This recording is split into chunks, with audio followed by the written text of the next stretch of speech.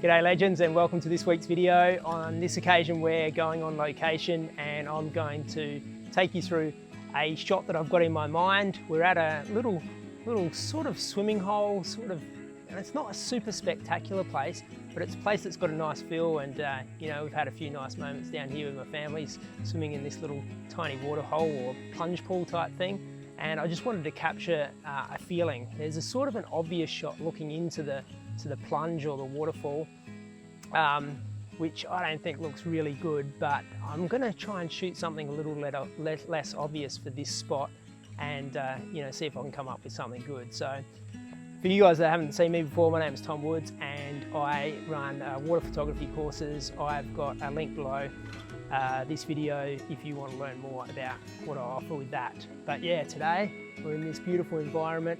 Got to the place to ourselves at the moment, so I'm going to dive in and see if I can get a shot of just like a silhouette of a person walking across the front of the pond. That's the idea at the moment. Might change while I'm out there, but I'll take you through the process right through from the shot today to the edit and then the final product, if we in fact get a final product. Okay, so before I get into it, I will let you know what I'm using today. I'm going to shoot from the water. It's not under the water or anything, but I'm going to be right to the surface of the water. And to do that, it should be really in a water housing. So I've got my Aquatech housing here. I'm shooting inside it. I've got my 17 to 40mm lens. I'm going to start at 17, but I have got my zoom control, so I may take that out to 40 or somewhere in between. I've opted, normally when I'm shooting at 17mm, I go for my dome port, but because I'm not going for a split level or under the water, I thought I'll just try a flat port for this. I don't even think that's going to actually even get wet, so I thought I'll shoot through a flat port and then I don't have to worry about the wet port system, so that'll work well. What else have I got? I'm shooting in autofocus. I'm going to be shooting in manual and playing around with exposure there. I think I'm going to try and expose for the setting sun. If the sun's in the shot, I might stop down the aperture to get a star, like a sun star. But yeah, it's more just getting out there and seeing what looks good, playing around with the settings, and that's the beauty of manual. I'll have plenty of time. I'll just be in flat water. So that's the setup that I've got today. I've got my little squeegee in case some water drops, stray water gets on top of that lens. So let's give it a go.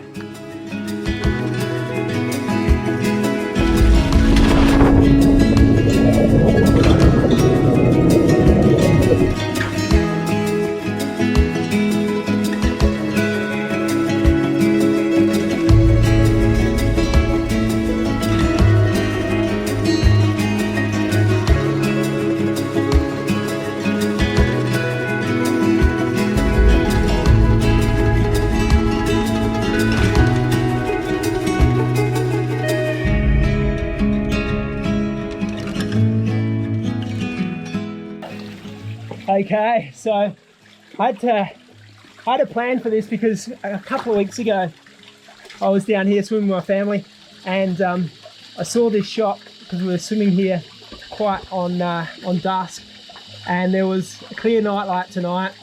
The sun went down and it was a direct silhouette, so the sun was setting just in front of Delta where I've been taking these shots, and I thought, well, that'd be a great shot, but I left it too many weeks and the sun's gone north in the sky now. So it's like been probably 3 weeks. So it shows you when you see the sun in the right spot, you've got to get on it, you know, within days. So I didn't get that sun in the background, so I opted to bring out the flash.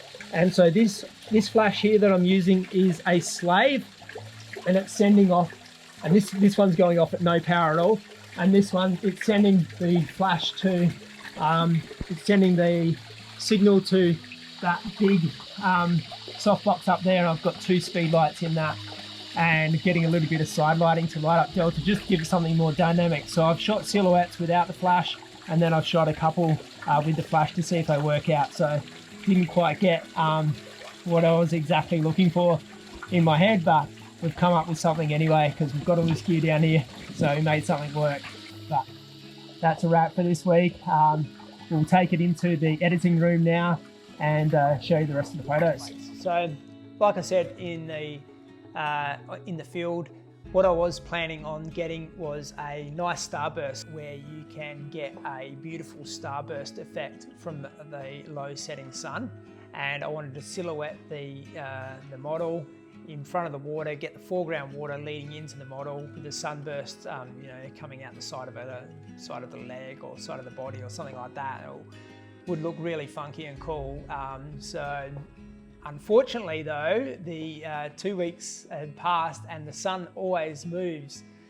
So it was fairly south in the sky because we were just coming out of summer, and it was moving to the north. So as the sun moves to the north, it got, you know, out of the line of sight from that narrow little pond that I was in. It had to be in the exact same spot, so I'd moved behind a bush. So it was still setting, it was a clear night. The sun was still there, it was just behind the bush, so I couldn't get that sun star. So that was unfortunate. So what I did do is switch it up. I went down there on a clear night with that in mind. If I wasn't to get the starburst shot, I would actually have picked a cloudy night and you know, tried to get a sunset or some sunset clouds and silhouetted against it. But I was there on a clear night, so I had to make something work. And what I did is I introduced flash. So in the fields thing, you saw that I had a remote flash. So ideally, I'd have a remote trigger on top of my flash, but I haven't got one of them for a house, like encased in a housing. So I just used my my flash connected to the housing, and then that was triggering.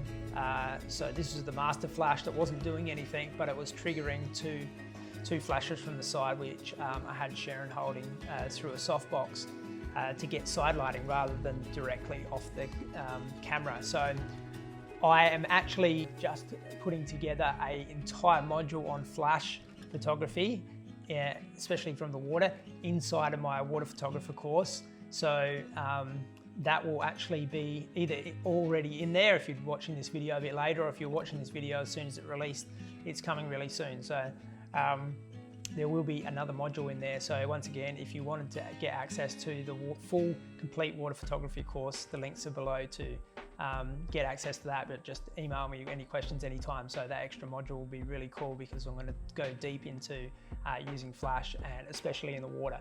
Really excited to get that happening. But got sidetracked then. But yeah, so yeah, you can introduce flash. So initially I thought the silhouette, but I thought, oh, let's try silhouette, but let's try flash as well.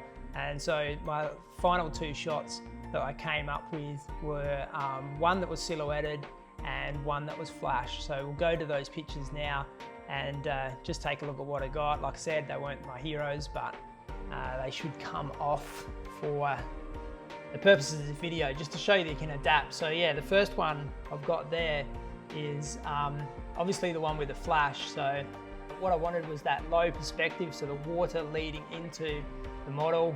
Yeah, just getting that immersed feeling in the water and then up into the model. So I had the flash, the right-hand side of the camera, which was lighting up the model from this sort of direction. I upped it to black and white because it didn't really like the colors. Like initially, like if I did that starburst shot, I definitely would have gone for the warm yellowy light that was there, but sort of, because it was a clear night, the colors weren't popping, and a lot of this vegetation was obviously, you know, silhouetted as well. So I would go for black and white, and it sort of looks better in black and white in color. And same with the silhouette, went black and white for that one as well. So yeah, I don't know, which one do you like better? It's got a better, like, I think I like the silhouette one a little bit better, but yeah, comment below which one do you like better. Be interested to know. Yeah, so I didn't really come away with the hero shot that I was hoping for with the starburst, but it just goes to show when you see something like that, with it's to do with the sun or the moon or anything like that, you've got to jump on it within a matter of days. Otherwise, these things all shift and they don't line up as well. That was such a narrow area that I could have shot out from. So it's very particular when that sun would be lined up with that particular scene. So I'm going to have to keep an eye on it next year. I'm going to have to wait right until January next year, 2022, if I want to nail that shot. I don't even know if it's worth it, but yeah, this process at least shows you that if it's not quite right, you've got to sort of think on your feet and try a few different things, whether that be flash or whether it be switching to black and white, whether it be going for exposing for a silhouette or going the other way. So just a few thoughts, thought I'd put the YouTube together. Was hoping for a Sunstar burst YouTube tutorial, but didn't come off. Maybe another time we'll get that one going on. But yeah, thanks for tuning in today, and please leave any questions below or give us an email. And remember, I've got water photography courses, one free webinar if you want to take advantage of that, all the links to that below. And we'll see you soon. Thanks for tuning in and subscribing.